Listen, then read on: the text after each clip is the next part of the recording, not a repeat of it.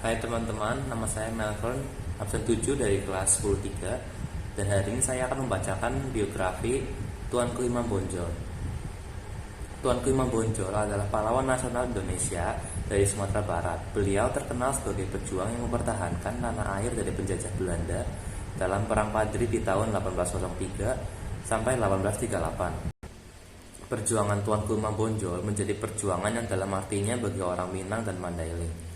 Tuanku Imam Bonjol lahir dengan nama Muhammad Syahab di Bonjol, Pasaman, Sumatera Barat pada tanggal 1 Januari 1772. Ibunya Hamatun dan ayahnya Khatib Bayanuddin Syahab adalah ulama yang berasal dari Sungai Rimbang.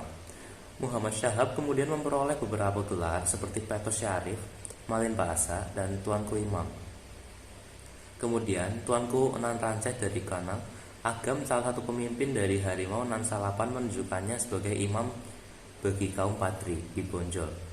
Inilah yang membuatnya lebih dikenal dengan Tuanku Imam Bonjol. Keterlibatan Tuanku Imam Bonjol penerapan agama Islam di bumi Minang sempat menimbulkan perpecahan yang begitu serius di tengah pembahasan mengenai ritual adat yang tidak sesuai dengan syariat Islam. Pada 1803, Haji Miskin, Haji Sumanik, dan Haji Probangingin memperbaiki syariat Islam yang belum sempurna yang dijalankan oleh masyarakat Minangkabau. Perseteruan membawa penyerangan Payaruyung oleh Tuanku Pasaman pada tahun 1815. Dengan puncaknya pertempuran di Kota Tengah dekat Batu Sangkar, kekuatan kaum Padri membuat kaum adat bersekutu dengan Belanda.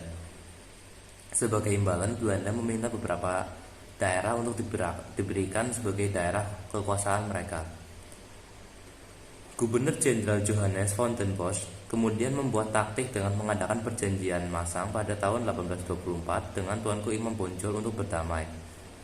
Namun perang berubah di mana kaum adat dan kaum Padri bersatu dengan dibuatnya pelakat puncak Pato di Tabumel Pata untuk melawan Belanda karena kenyataan bahwa keberadaan penjajahan justru menyengsarakan rakyat Minangkabau. Pengepungan terhadap Tuanku Imam Bonjol berlangsung sangat lama hingga membutuhkan pasukan dari Batavia. Pada akhirnya Tuanku Imam Bonjol menyerah pada syarat agar sang anak Nali Sultan Caniago diangkat sebagai pejabat kolonial Belanda. Tuanku Imam Bonjol menyerah pada tanggal 25 Oktober 1837 dan diasingkan ke Cianjur. Setelah itu beliau kembali dipindahkan ke Ambon pada tahun 1839, kemudian ke Minahasa hingga akhir hayatnya. Meninggal pada 8 November 1964 pada usia 92 tahun dan dimakamkan di Desa Lota di Sulang. Sekian dari biografi Tuanku Imam Bonjol. Yang membuat saya memilih tokoh ini adalah keteguhan tekad yang dia miliki dalam perjuangan melawan penjajahan, sehingga memberikan kita motivasi untuk tetap teguh dalam meraih tujuan kita.